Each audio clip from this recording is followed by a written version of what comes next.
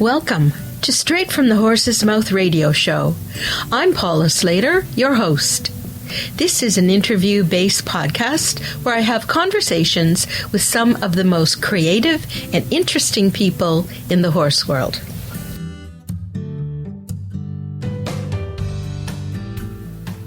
Today I'd like to welcome Sandra Sullivan from The Horse Habit TV. Welcome, Sandra. Thank you.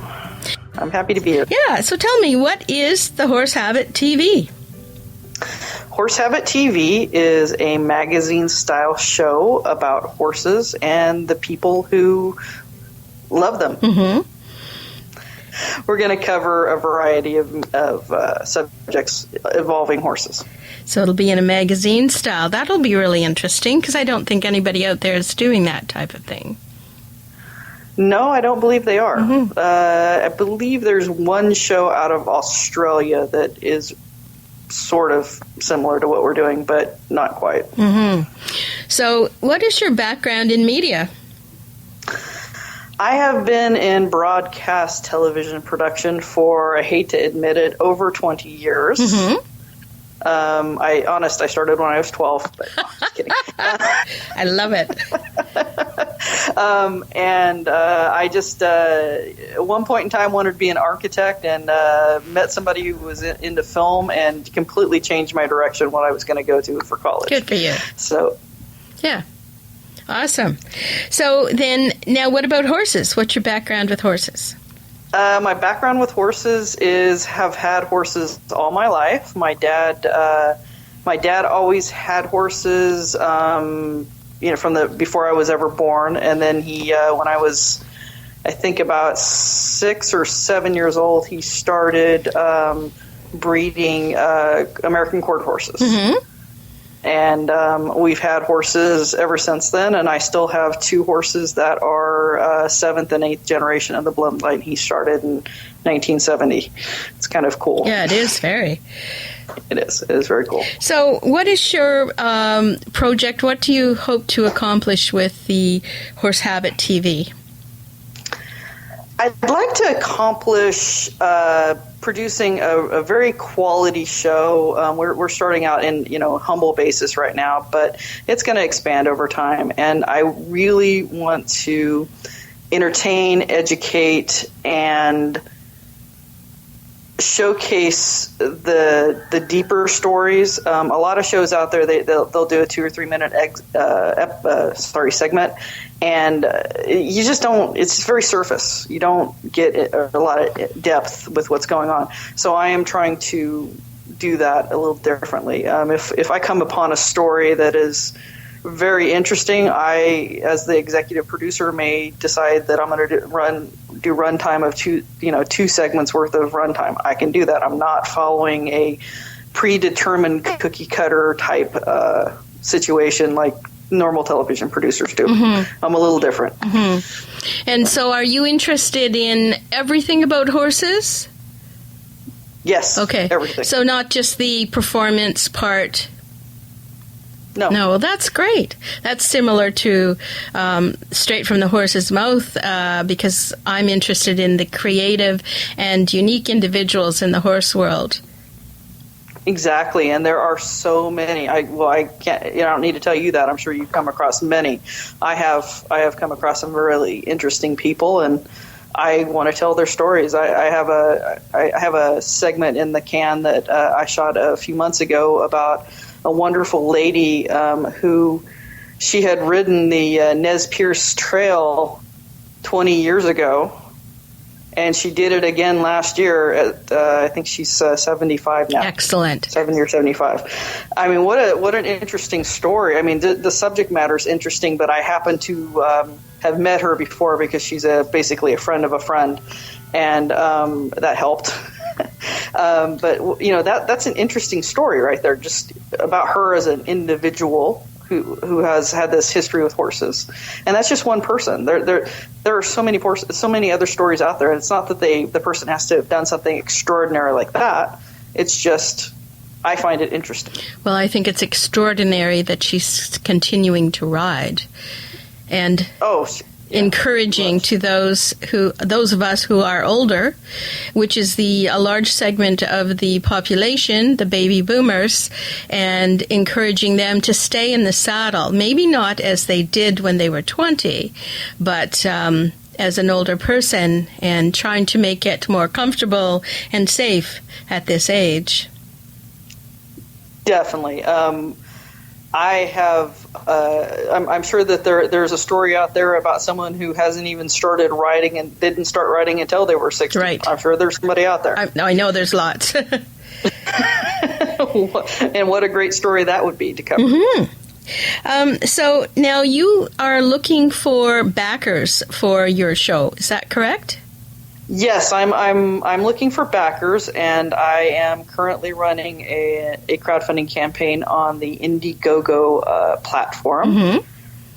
And that can be found, there's links on our website at horsehabittv.com, and there is also a link at the top of our Facebook page, which is facebook.com/horsehabittv. So it can be approached either from either one of those. And yeah, we're looking for backers. We have about 2 weeks left on this crowdfunding campaign. Mm-hmm. And haven't had a lot of success yet, but crowdfunding is not as easy as everyone thinks it is. Yes. I've actually talked with 2 inventors who approached crowdfunding, but they continued. They didn't get what they wanted, but they continued on and are quite successful today. So I do believe that you'll achieve your goal. For sure. Maybe not necessarily through the crowdfunding, but I think you'll be on TV, and I'm looking forward to it. I'm looking forward to it as well. On that crowdfunding campaign, there are many perks there that are that might interest people with equestrian-based businesses as far as advertising goes. Yes, the publicity would be great. Yes, exactly, and backers can come in many forms. Mm-hmm. As far as if someone were to get in contact and have advertising that they wanted to do, even though we haven't launched yet, mm-hmm. That is a possibility as well. Mm-hmm. Mm-hmm. So how many camera people do you have, or do you want to have? That's an interesting subject. The way I have designed the show to be, we're starting out on a kind of a local basis where we're at in California, covering at least the 4 western states of California, Oregon, Nevada, and Arizona, because I have interesting people in those locations to cover. But the way the show is set up, I can actually reach out to other filmmaker, videographer type people across the country, and even Canada for that matter. If there's someone in the local area that's an interesting story, I can get in touch with people. And with the wonderful world of technology, mm-hmm. the world's a lot smaller. Mm-hmm. And perhaps in time we will reach over across the pond into the UK. That'd be great as well. Yeah, awesome. So yes, I have many. I actually have several followers on the Facebook page in the UK right now. Yes. I'm sure that the history is very rich there as it is in the United States and Canada. Exactly. Yes. Yeah, and well, you do a show on the internet. I mean, you almost don't need television anymore. The internet is a wonderful thing for broadcasting. Yes. Yes, it is. But we still like TV, especially for, the outdoors and horses and everything. Yes. So I'm looking forward to that. And I think that with the selection that's on these days on TV, we definitely need something for the horse world. Yes, as I was saying earlier, it seems like a lot of the programming that's out there, it's very it's very specific, but a lot of it, there are so many shows that are they're out there, but they're almost very similar. Mm-hmm. Producing a show that is just a little bit different than what else is out there. And it's going to be, I like the idea that it's going to follow the magazine format, because we'll be getting information about different sections. That would be interesting. Yeah, it's in many ways it's the equivalent of everybody is very familiar with a print magazine, and they cover sometimes they'll have an issue that's covering a certain breed of a horse, and there's some vet info, there's this, there's that. So I've definitely looked at that, and I enjoy producing magazine style TV shows. I think they're really an interesting format. And having the variety to sort of, look at different things like products that are new, because, as an equestrians, everyone's always interested in the latest product, new helmet that may be more safe, or new, more comfortable boots or stirrups, any of that. That's of great interest to everyone. It is, absolutely. I have plans for a future segment on how to get the best bang for your buck at a tack sale. And that has evolved because of a dear friend of mine, Leisha Davis, in Portland, Oregon, she has a knack for getting some of the best deals on tack I've ever seen anybody do. It's kind of scary. She's really good at it. So we're gonna follow her around and with a camera and see how she's gonna maybe give away a few secrets. So. That would be great. That would be wonderful. And also talking to different vets. Is that in your plan? Absolutely. I would really be interested in showing some of the higher tech ways that they're dealing with some of these ongoing problems that unfortunately some horse owners have from, look at colic surgery. It's amazing that it has come along so far compared to, there are still horses that unfortunately they don't, come back from it, but it's the rate of recovery is amazing these days. And I think on everyone's mind is ways to prevent it or head it off before it even gets full blown. Absolutely. That can come down to just how you feed your horse. But, and again, with stress, that often triggers it. And I think horse owners and equestrians would be interested in products that work and that can be an emergency before the vet arrives or whatever. Absolutely. And there are many things that you can do to just take care of some minor issues yourself and not have to call the vet. There's a lot of things to do with horses. And then the other area of people that are now doing a lot of camping with their horses, that's becoming very popular up here in Canada. And we don't have many products or even stores that sell things, so often we're ordering them from the United States. And that would be of interest to people. It is. I think one of the first times I saw one of those tape corrals you electrify, I thought that was amazing. You could just put it on the side of your trailer, and it's kind of interesting. There are so many things, so many products. Right. And then the other area that I'd be interested in is just, the live-in horse trailers, the living quarters one. That's what I mean. That's interesting. Yes. Yeah. There's a whole movement. I believe there's a Facebook page dedicated. There's a whole movement of people that are creating their own live-in areas in their trailers instead of just buying them, and they do a lot of custom work. You could be sort of the home reno for horses, or the trailer reno for horses. Yeah. Segment. Exactly. And a future segment I'm definitely going to do is kind of like a ranch rehab, because there are so many people. One of the aspects of having horse is you have horses. That means you don't necessarily have a huge amount of money, because horses they're kind of expensive. And there are creative ways to enhance your equestrian facility when you aren't worth millions of dollars. Wonderful. So yes, I know that lots of people up here are able to keep horses in this area, and they're not wealthy. It's just because they own their own property. And yes, they'd love to know easy, tips and more tips. Yes. And there's only so much audio can do, so the visual is trumps the audio. And, I really would be interested in seeing that. And then, sure, you're taking suggestions from people or that are interested in things. Absolutely. The audience is our first go-to place we go.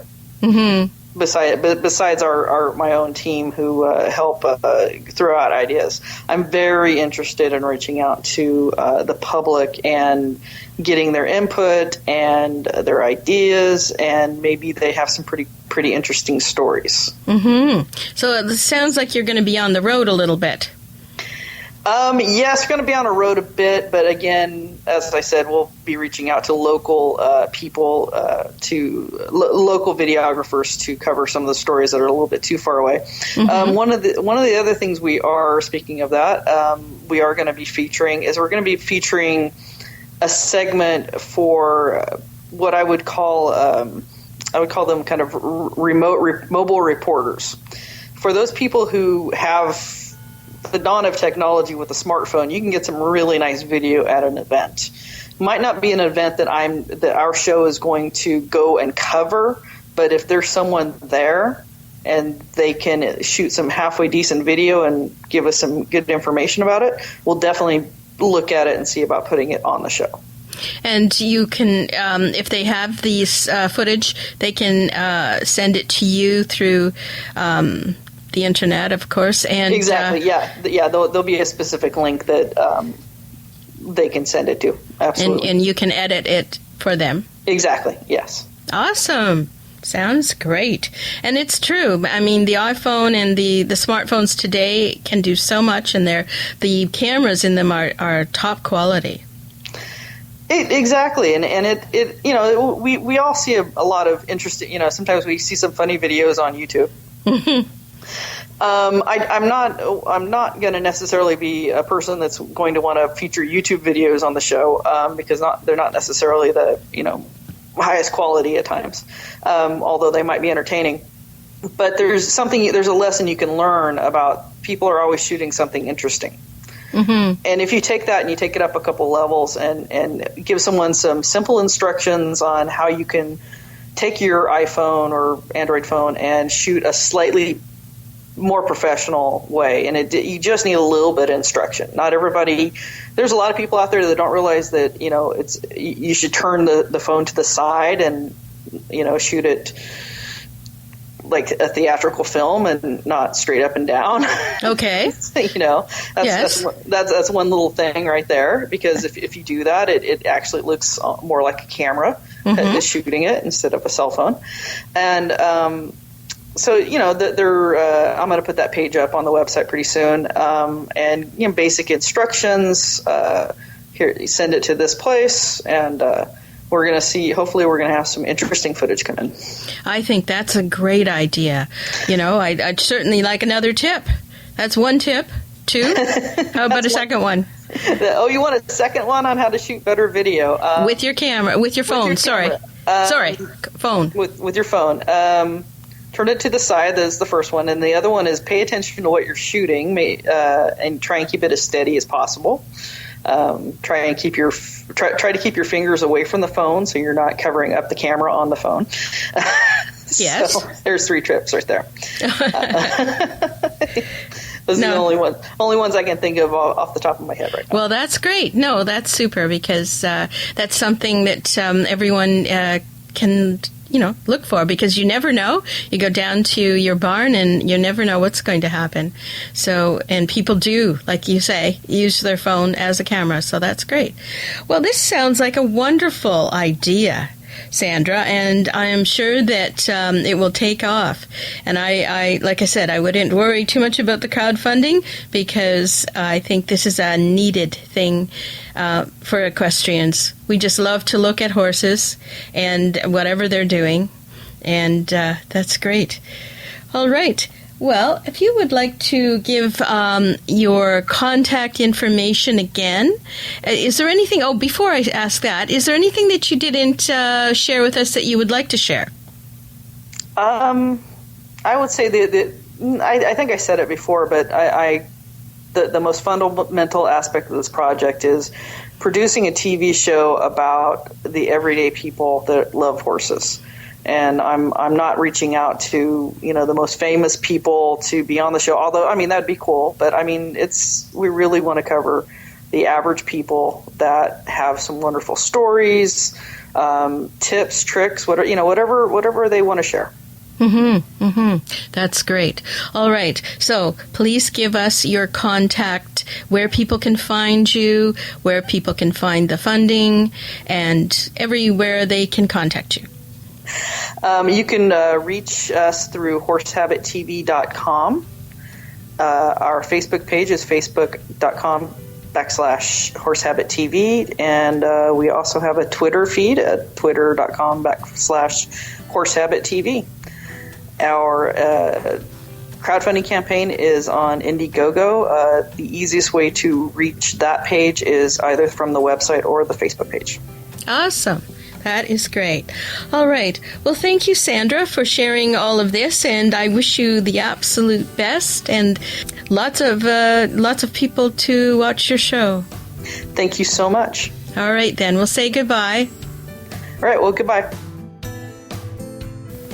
I hope you enjoyed my interview today with Sandra Sullivan from Horse Habit TV. And I know Sandra will achieve great success. And I just love the inventiveness and the motivation from these young entrepreneurs. Today's podcast is being brought to you by Natural Alternative Grazers, a wonderful Canadian company that makes horse hay nets out in British Columbia. They have all different sizes for round bales and square bales, the big square bales, and the smaller square bales, and also nets for the trailer and the stall. We've used a number of different hay nets, and there are two that stand out above the rest, and the nag bag is the one for us. So I think you'll be very happy. We really put it through the test on our farm, and it's survived. So go to horsesmouthhaynet.com. That's horsesmouthhaynet.com for more information. It's Paula Slater signing off for Straight from the Horse's Mouth radio show. See you next week. Bye.